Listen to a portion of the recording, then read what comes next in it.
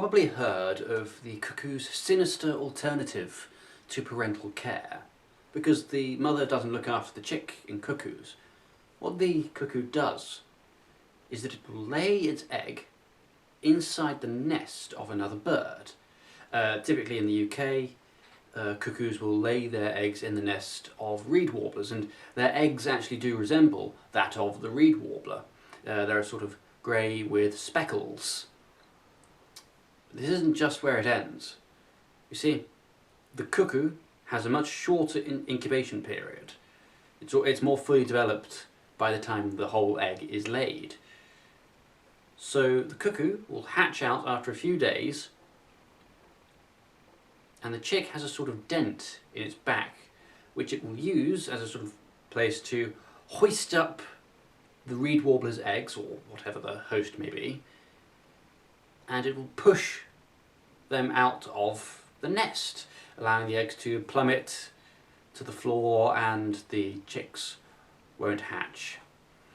However, because of this mimicry, the reed warbler will just accept that the cuckoo is its own chick, and even when the cuckoo is close to fledging and is many times the size of the adult reed warbler, it will still beg for the same amount of food that the entire brood would have begged for, and the host parent would carry on feeding the chick. Behaviour like this isn't just exclusive to cuckoos. A parallel evolution has taken hold on brood parasitism. In North America, there's a species called the brown-headed cowbird, which is more experimental than the cuckoo, which only has a select few hosts, and of course cuckoos are many varied species, but this brown-headed cowbird is just one species which is widespread across North America. And they have been recorded parasitising the eggs of almost 200 different species. So how can they get away with this? They can't mimic every kind of bird. Well, the egg has a sort of generic pattern. It's brown, it's speckled, much like that of many eggs. There's a sort of camouflage at play. Those eggs that are brighter are more likely to be taken by predators. But here's the thing. Brown-headed cowbirds encourage the hosts to look after their eggs.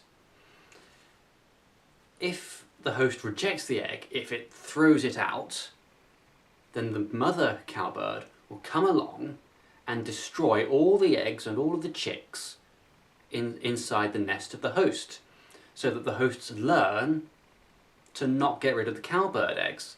This is a behaviour which is rather aptly called mafia behaviour. I'm gonna give you the egg.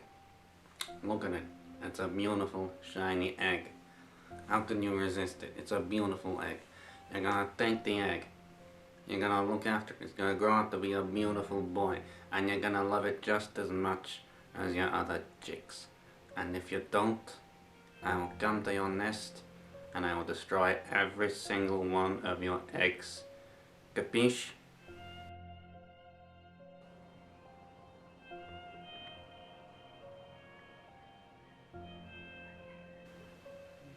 Look at they massacred my boy. It's not just birds that do this. Some species of butterfly take advantage of ants.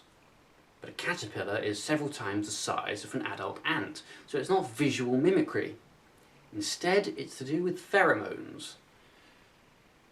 Caterpillar, depending on the species, will emit certain pheromones which mimic that of the ant larvae, of course relating to a specific ant species.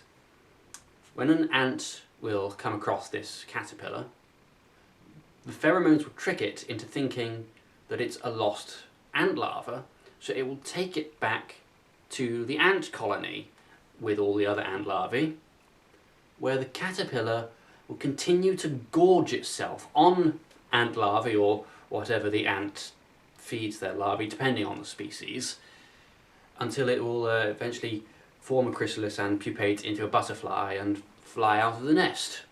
How does this behaviour arise in a species? Experimental behaviour is required. African indigo birds, of which there are several species, will each parasitise the broods of different species of firefinch. At the moment there is a subset of a population of village indigo birds. This species ordinarily parasitises the brood of red-bellied firefinches. However, this subpopulation is parasitising that of brown firefinches.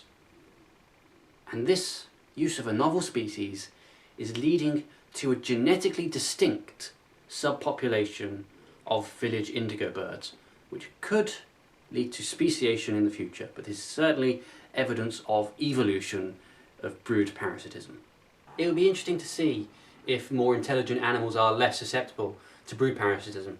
I mean, I for one don't believe that something as intelligent as a human could be fooled by another species as to raise the young of another species and have financial or energetic losses from it.